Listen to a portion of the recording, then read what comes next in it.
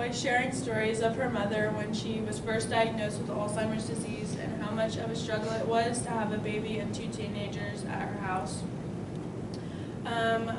I never truly understood what Alzheimer's was, and I thought the extent of it was that you just forget things. Kind of like Dory in Finding Nemo. But as I got older, I did some research, and I've had personal experiences, and I discovered that it's much more complicated than that. Today I'm going to talk about what Alzheimer's disease is, how it affects the people that are diagnosed with it, and how it affects their family and caregivers. So let's talk about what Alzheimer's disease actually is and how it affects the people that are diagnosed with it. So what is it? According to the Alzheimer's Association, Alzheimer's is a type of dementia that causes problems with memory, thinking, behavior, and symptoms usually develop slowly and get worse over time, becoming severe to interfere with daily tasks. Now that we know what it is, I want to show you the effects that it has specifically on the brain. So this is an image of a normal brain, a more mild case of dementia, and then an Alzheimer's disease brain.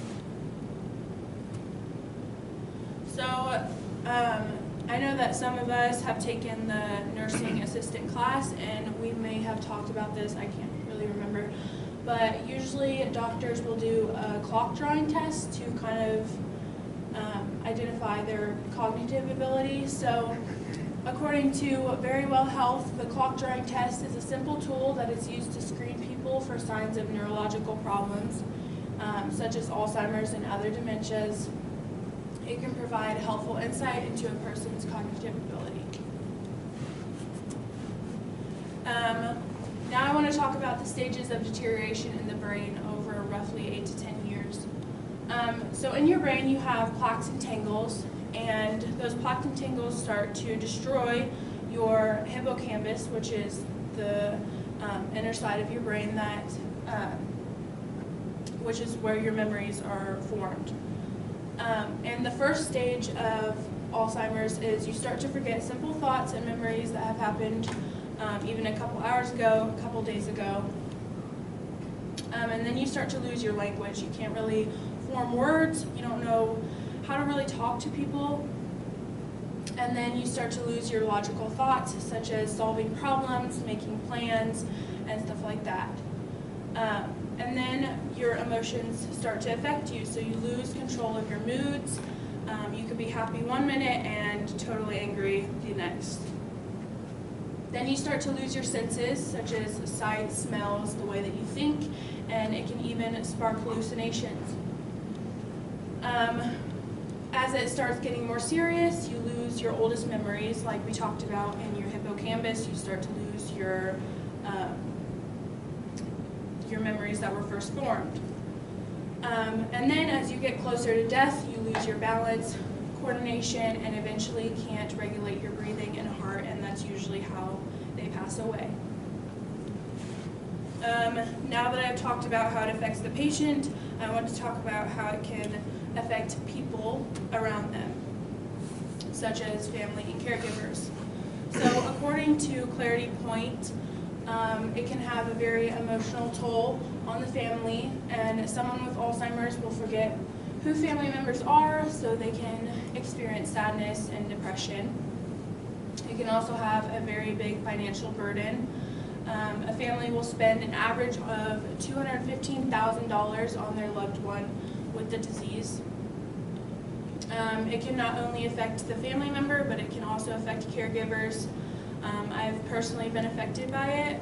I work with Alzheimer's and dementia patients at the Cedars as a nursing assistant, so I definitely get how this is. You can lack social contact. It can reduce time with friends and family, and I know from a long day of work, you kind of just want to crash, and sometimes you even feel like you need to run a marathon, which you would think that it would be the opposite, but you're just so hyped up, I guess, and which can reduce hours that you really want to go to work. It can also affect depression and anxiety. poor sleeping habits, and the more serious side effects are cardiovascular problems such as diabetes, arthritis, ulcers, and anemia. So what will happen next? The trend of Alzheimer's disease. Research is working towards finding a cure for the disease so that we can stop this increasing trend. This graph shows the increase that it had on from 2010 to 2050, which would make us like 48, 49 years old, and we can have up to almost 14 million people that are diagnosed with Alzheimer's disease, which is crazy because if you think about it, we have roughly 270-ish students, which would make about 70 students diagnosed with Alzheimer's. So yeah, that's crazy. If we can find a cure for this disease, it will help reduce the emotional and financial burdens of people in the U.S. So I hope by sharing this information with you all today, you will get a better understanding of what Alzheimer's disease is. And yeah, thank you.